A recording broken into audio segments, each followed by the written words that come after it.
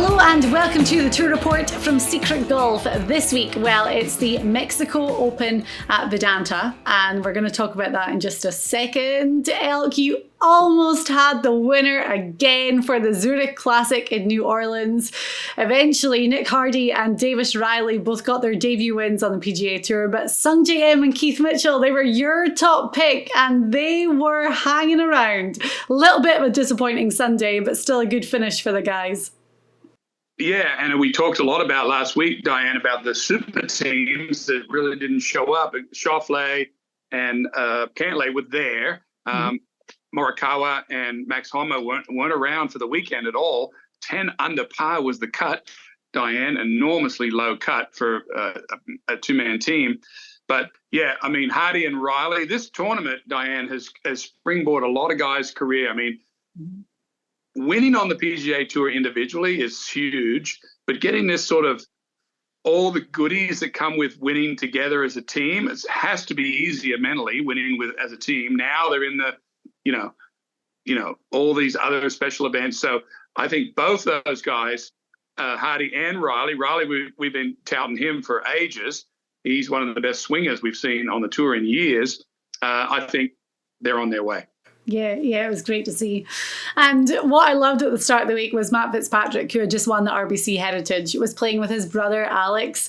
And, someone had asked Matt, do you feel like you're under a little bit more pressure because of all the benefits that come with winning this? And they were both like, we didn't know that. We didn't know we got into, some of these big events, everything really apart from the Masters and 2-year exemption on tour, over $1 million each. Like they didn't know all that. So they started hot and then tailed back a little bit. But always fun to see a team event because we don't get to see them very often.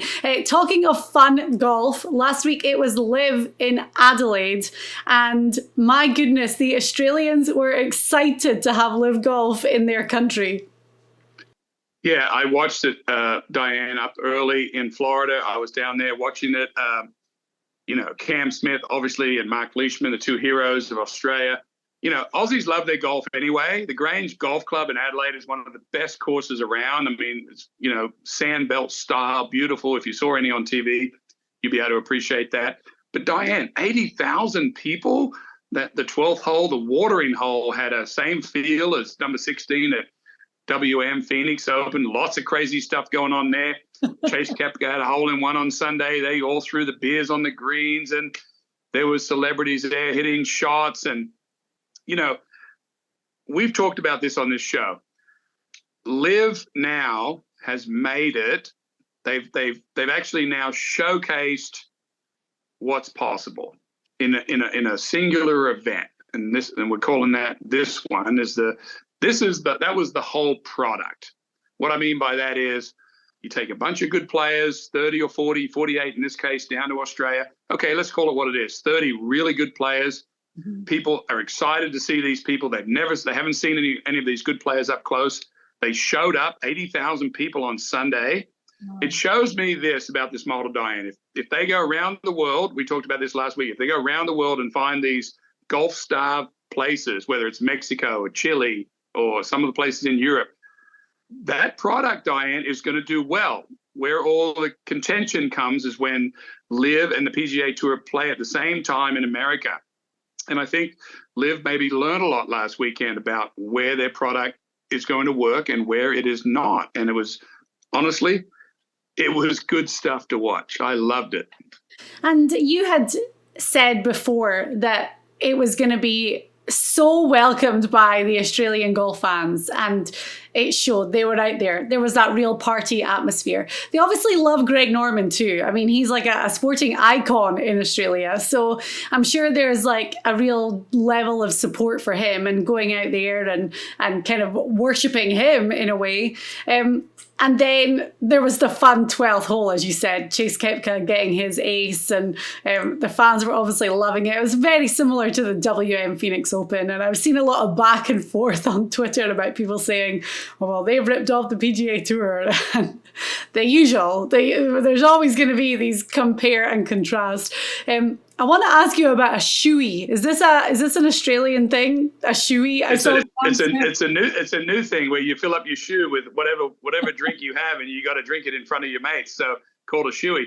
But one of the things they said when they copied the PGA Tour, one of the things that they haven't copied from the PGA Tour, Diane, is they kind of let the fans do what they want.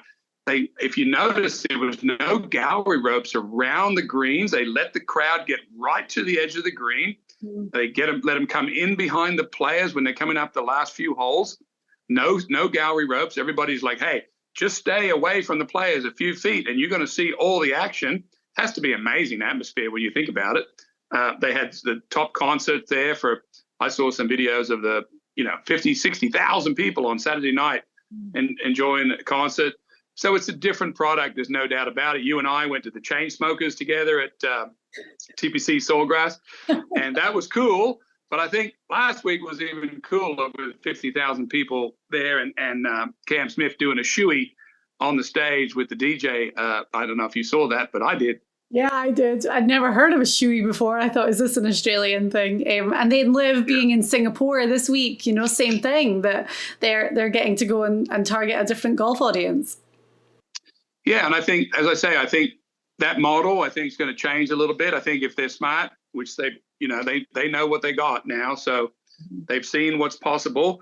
Now, can they duplicate that in 10, 12 places around the world? It's going to be a smash hit, Diane. There's going to be more players that want to be on LIV. I mean, last week is a perfect example. There was 100, I think you and I discussed last week, there was 160 guys played at New Orleans. I think it was 80 teams. Is that right? Yeah. Yep. Only 30 teams made the cut, 60 guys. Yeah. 130 guys went home with $0 last week.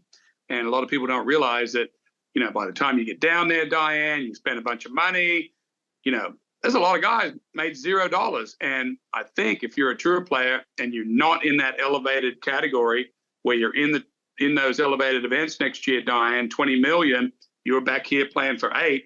Is there going to be a move, do you think, of another dozen guys that are going to move over to LIV that are just right around there where they're going to get that guarantee every week? Well, Greg Norman has said that sometimes these interviews, sound bites are maybe blown out of proportion and misconstrued, but he did allude to the fact that there's some big names that are interested in LIV that he's maybe having talks with who might be moving across. And then, of course, we have the PGA Tour who gave us more detail about the kind of fall series. And after the top 70 are locked in, after the playoffs, these other events are going to take place for the rest of the guys to better their number and keep their card. So to me, I like what they have announced. I think it's going to work well. But as you say, the top 70 is that golden number for these guys to really be in the money, and that's the place they want to be. So the guys that are maybe falling out of that a little bit, that maybe are injury prone, maybe they think that they're coming to the end of their career, but they're still high profile names and great golfers. I don't know, maybe the opportunity to maybe get over to LIV is super appealing to them because it's guaranteed money. Well, yeah, let's take a guy, for example. I just was with this guy last weekend, didn't talk to him about LIV or anything else, but let's take a guy like Ricky Fowler, who is a really good player, a really top brand.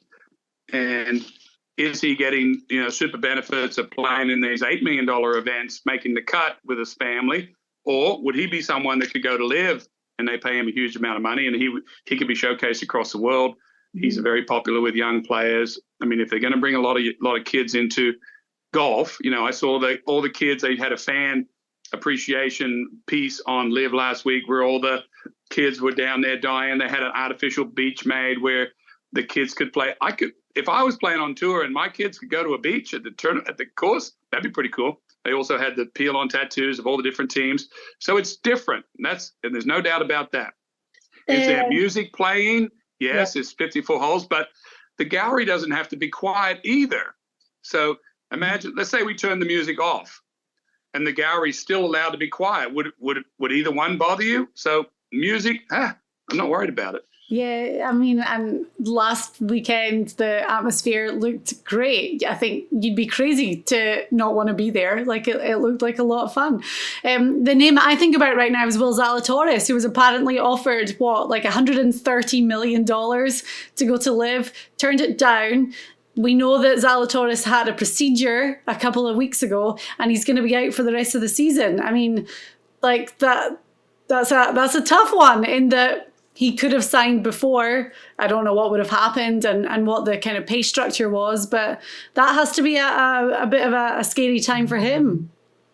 Yeah, but LIV doesn't want to hurt Zylitoris either. They want a fit and strong Zylitoris. So LIV doesn't want to sign players that aren't great either, or they want healthy players. So I think the model's going to go around the world, Diane. They're going to pick these cool sites. They're going to use Adelaide as the model. You know, one of the things about Australia is the government got involved in Australia. The South Australian Premier of that state decided, you know what, we're going to go for this product. We're going to do it. And they brought in so much money into the businesses that people in Adelaide, yes, it was a good event. Yes, a lot of people have attended. But now Adelaide is booming with what, you know, these 90,000 people, you know, brought to the table and how much money they spent in that town. I had two friends of mine from Wagga. They drove all the way down to Adelaide. They said it was the best golfing event. They go to all the events. They said it was the best golfing event ever in the history of Australia, just because of the quality of players and the atmosphere that was done there at the Grange. The golf course, too, was a star last week. So you need that, too. An all-round success for LIV last week, 100%. Okay, yep. Well, this week we have the Mexico Open at Vidanta on the PGA Tour, Vidanta Vallarta. It's the second time that we've seen this tournament, last year being the debut at this course, a real gorgeous resort style course. Jon Rahm won. He's playing again this week, and he is the overwhelming favorite at not even 3-1, which I don't think I've ever seen such short odds for a favorite at a golf tournament. So you've got Rahm at the top by a mile this week. Weak field. There's only two players in the official world golf rank top 50, Rahm obviously and Tony Finau. So there's really not a strong field this week. But we do have a lot to talk about with the course, obviously. You know, we saw it last year, so we have a lot to go on there. Rahm was a great champion. It was his only win of last season, which is crazy to think about because he's got 4 already this year. But you know, how are you feeling about the Mexico Open? Is it exciting you this week? Not yet, but after I get my picks in, maybe yes. And, you know, I spoke to a couple of tournament organizers last week, Diane, and they were talking about whether they're going to be elevated or whether they're not. And they talked to the tour, and the tour's position on some of these things is, well, we'd like you to be elevated, and it's going to cost you another $11 million to be in that position. And they're like, you know what? We don't want to do that. I mean, we're already giving $3 or $4 million to charity. If we have to pay you 11, that puts us -7. And the tour is sort of saying, hey, you shouldn't think that way. You should think more as we got to put this product out there. We got to get this going. And these tournaments are saying, you know what? We're not thinking like you are. We want to make a profit. We want to put money back in the community. We don't want to go net $7 million. So the tour has a problem with these smaller events, and that's why we're on today talking about it. This is a very small event, Diane, strength-wise. Incredible resort, as I understand. I've been texting with some of my friends that are players, taking a boat to the course each day, absolute 5-star accommodations, bunch of restaurants, golf courses in unreal condition. We saw Jon Rahm win last year there. Tony Finau was right there. Cameron Champ. We know that this is a typical course down in the Mexico area where the length is a huge factor this week because there's not much rough. So I'm looking up and down this board of the long hitters this week, Diane.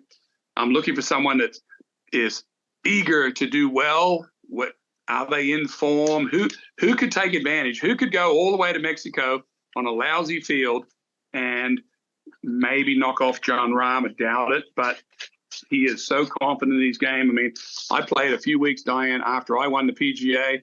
I cannot even tell you how easy it is to play golf when you've just won something of the size that John did at the Masters. So he is the favorite for a reason, and we can get into it if you want and on our picks. Yeah, well, I mean, the I've heard very mixed reaction on the course. So I've heard that some people loved it, some people hated it last year.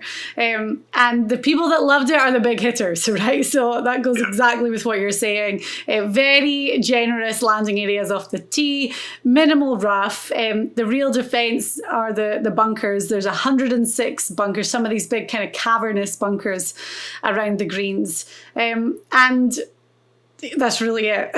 So... Yeah.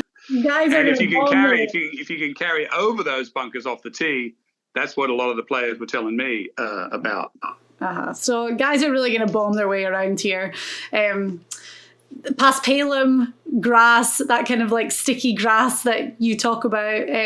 You know, what I'm looking at is big hitters, but then I'm also looking at guys that have played well at these kind of like resort style courses before in similar conditions. So yeah, that's kind of where we're going this week. And last year, you know, as you say, the proof's in the pudding in that Rahm won, Finau was up there, Cameron Champ, Kurt Kitayama, big hitters. So they're definitely the ones that were dominating the leaderboard.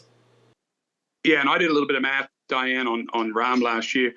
Only 12% of his total score last year came from putting. So he didn't have to putt that well because he hits it long and then he hits it close. He didn't have to putt that well.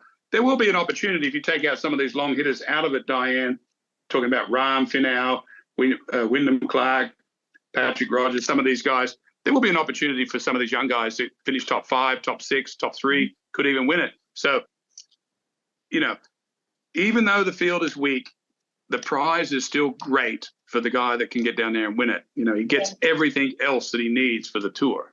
It's a Greg Norman design course as well. We're obviously just talking about him with LIV.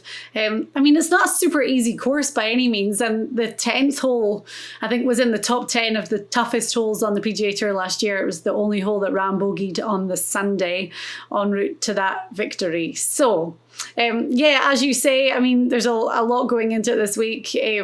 Big hitters, a bit of an opportunity week in a weak field. So we're going to go through and give our picks. We have outright favourites, ones to watch, and then dark horses at over 100 to 1. Before we get into it, you have a good friend that is playing this week, and I've been looking into this. We need to talk about it because it's a really cool story. Yes.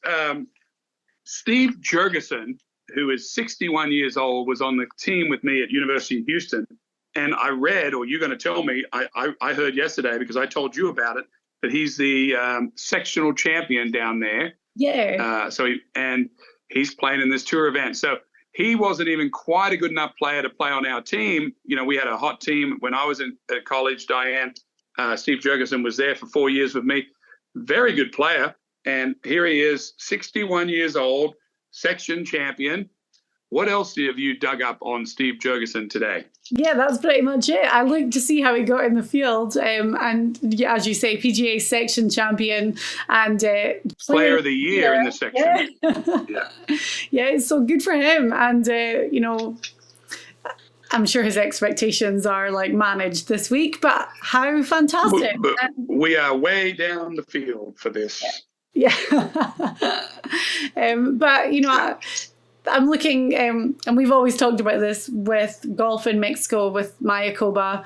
There was the Mexican fans really embrace the Mexican golfers, and there's a lot of them that are there on sponsors exemptions this week as well. You know, guys that have been doing well on PGA Tour, Latin America, Corn Ferry Tour. So, you know, there's a real diverse field and you can really kind of dig in and get the picks. But having said that, there's a lot of PGA Tour players that are in great form that are looking at this as an opportunity week against a weaker field in comparison to the RBC Heritage and the Masters and some of these other elevated events that we've seen where the fields have just been absolutely stacked. So, yeah, it's got all the makings for an interesting week if anyone can get past Jon Rahm.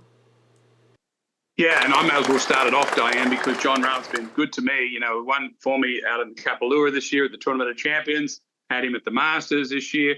Jon Rahm does things differently than other really superstar players other than maybe Tiger Woods. When he goes away, especially when he goes to Spanish-speaking countries, he normally wins. He's won like 3 Spanish Opens going back to Spain on little courses, hilly, dogleggy type places. He's come down here and won this one. Loves speaking his native lingo down there, Diane. He's a real, you listen to Rahm after he's won the Masters. He did not back out of Hilton Head. He said, hey, if I was a kid and I was waiting to see the Masters champion, I'm not letting that kid down. I'm going. And this week he said the same thing. He said, if I'm, a Mexican kid and they want to see the Masters champion, they bought their ticket 6 months ago knowing that I was coming back, I'm going. Yeah. So I don't see anyone beating Rahm, honestly, the way he's playing, the way he's feeling about himself and his game. And you know what? He's kind of rested. I mean, when you have that much momentum winning the Masters and he played good at Hilton Head, now he's been off. Everything's – the universe is, lined up for Jon Rahm. And, yeah, he could go down this week, Diane, but I just don't – the way Jon Rahm is, he doesn't show up just to post it in. So I'm sticking with my horse, so to speak. Okay. He is, the best we found him at is 2.8 to 1. So I know. But do you know what? It's one of those things, and we've talked about this so much before. Do you pick the overwhelming favourite or do you not? But we do have a lot of other picks on the show, so it's not like we're just going with the obvious. And he's been good to you this year. So there you go. You've ticked off the Jon Rahm box. I'm going to go with someone a little bit different. I mean, we did our re-ranking on the SG Tour app. This guy came out at number 3. He's 20 to 1 this week. So his odds are still pretty short, but better than 2.8. I'm picking Wyndham Clark. So my reasons for Wyndham Clark, he's a huge hitter, sitting at 11th on the PGA Tour in driving distance right now, but that's after the RBC Heritage. I mean, after the Players' Championship, he was 5th in distance, so he's always up there within the top 10. He's a huge hitter. Smashes it. I've seen him hit it. He smashes it. Coming off a great week at the Zurich Classic, he was playing with Bo Hostler and they eventually finished 3rd. They were up there in contention really over the 4 days. But he's having a really good season. 4 top 10s. He was 5th at the Valspar and finished 6th at Punta Cana. So there you go. Punta Cana being one of those kind of like resort style courses. He played last year, made the cut, but didn't have a great finish. But I think his golf is just in a different place right now. So I love Wyndham Clark this week at 20 to 1 to go and get that win. I love Wyndham Clark this week too. He could do it this week. It's all about attitude. Yes, these guys are good players and all that. And he has momentum, as you just noted there from the Zurich. But it's attitude when you go overseas, Diane. And when I say overseas, we're just going to Mexico, but it's different in Mexico. Yeah. The food's different. The lingo's different. It is a different feel. And when you go to a golf course like this, there won't be the giant crowds there. So you're playing in solitude a lot, almost like you did when you qualified or you're Corn Ferry or you were trying to do something else. So attitude on the tour is everything. So, and we talked already about Jon Rahm, but I think Wyndham Clark has that right attitude for this week. The other guy I was looking at this week, I want your opinion on him, is, and I know that you like this guy, Gary Woodland. He is 30 to 1, another huge hitter, obviously won the US Open in 2019 at Pebble. And then, he was injured and he had a real kind of drop in his confidence. But he said himself that he's really getting back up there. He's playing great. He just finished 9th at the Genesis earlier this year and then within the top 15 at the Masters, which is excellent. Yeah, again, huge hitter. So this could be... Yeah, everybody has a reason why they're in Mexico. Gary Woodland, 9th on the tour in driving distance, 36 in greens and reg.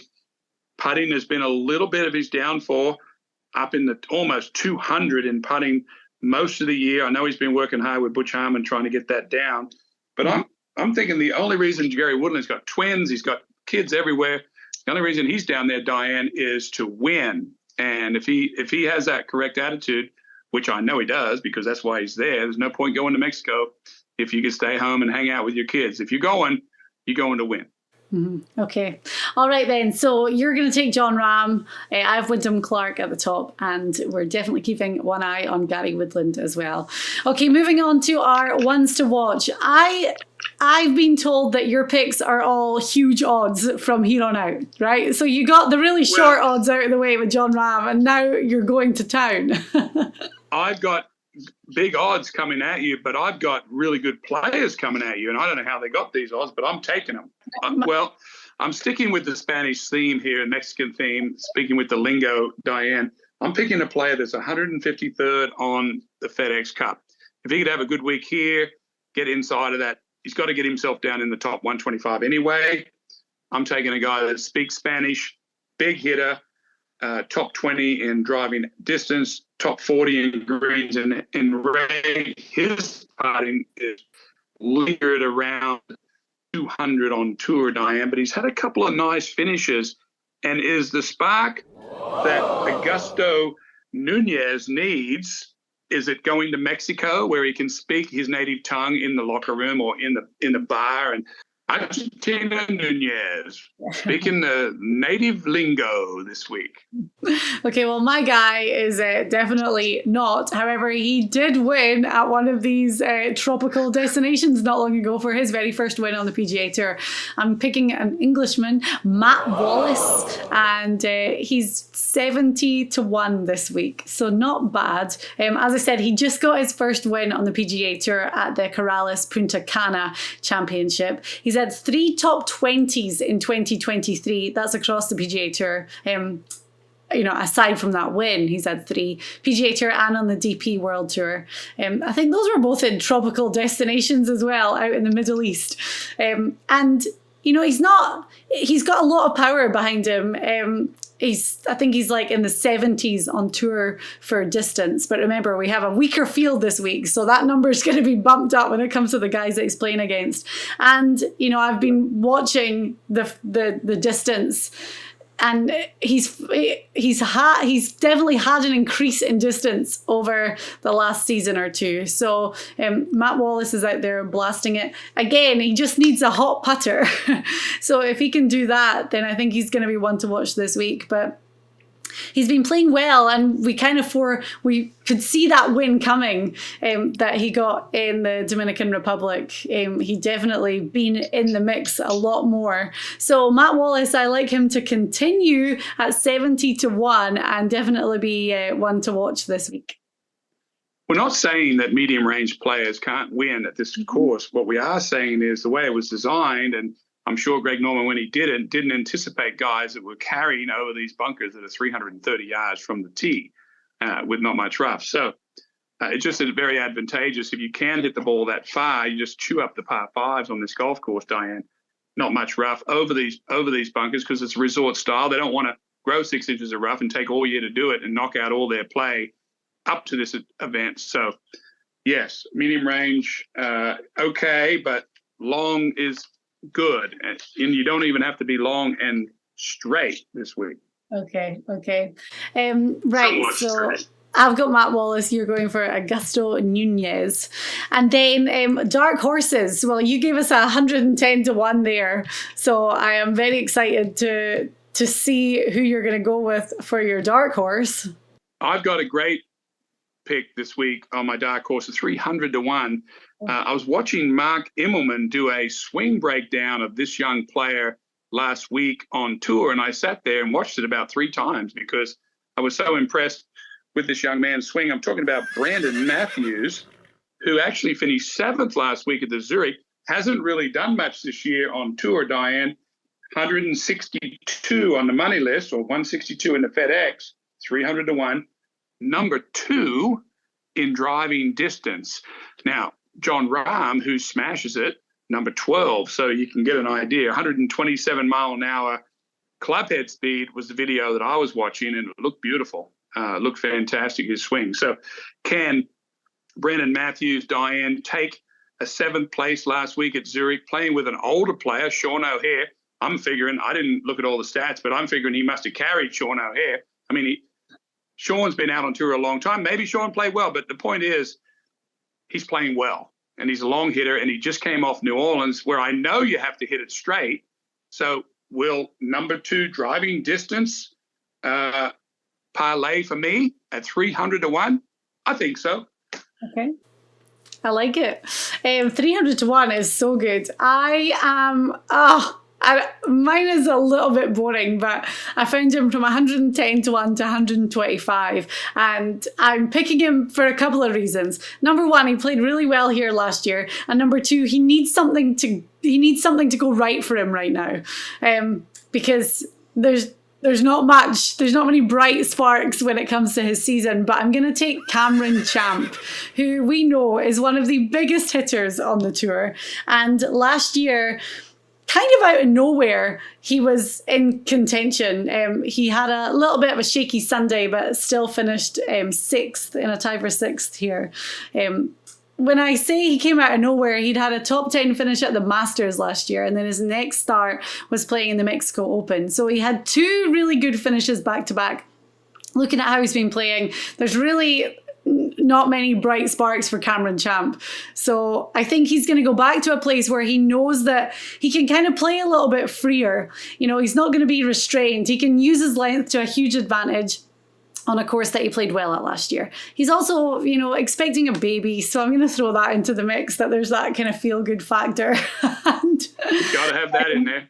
He's missed 6 cuts in a row, which is probably why his odds are so high coming back to a place where he did do really well last year. But I'm gonna jump on this and hope that Cameron Champ gets back to the way that he was playing last year at this tournament when he tees it up on Thursday. So I'm going to take him as my dark horse, which, you know, he's over 100 to 1, 110 to 125 to 1.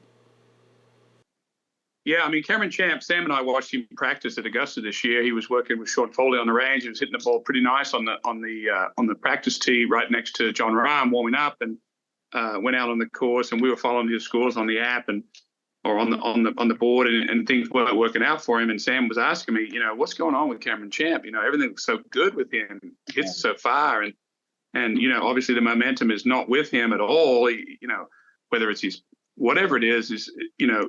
Tour momentum, and I know you're going through this with your brother a little bit too. Sometimes you get a little lost on tour and you can't get yourself out of it. You look at another guy who has momentum. That's why when we look at our stats, we look so much at what just happened in their life. What's going on in their life? You're talking about Cameron Champ having a baby. He'll be thinking about that. That's cool. I'm talking about Brandon Matthews, who just had a good week at New Orleans. He needed to hit it straight there and did. So he's same length player. He's actually longer than Cameron Champ. So we're looking for these tiny little slivers of momentum, Diane, one way or the other. And you're pushing one way, and I'm riding a wave on a guy that's already got it. So we'll see what happens. And as we always say, and you're right, we are going through this with my brother right now, who withdrew this week because he's having a terrible run. And he's like, yeah, I could play and see if anything changes, but it's just like beating a dead horse, like that. He's taken the week to go and get some help and try and have a little bit of a reset. But it does just take 1 week, and we see it all the time. You know, Nick Hardy last week was a great example. It takes 1 week and all your problems are solved. You know, your card is locked up, you're in the money, you've got the points, you know, you're thinking about being in that top 70.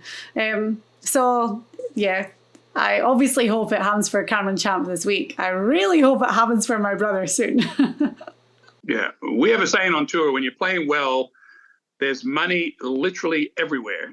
Everywhere you turn, there's money. Someone wants to give you this, or they want to do that. You want to sponsor this, or you've just won this. And when you can't play any good, there is money nowhere. You have zero.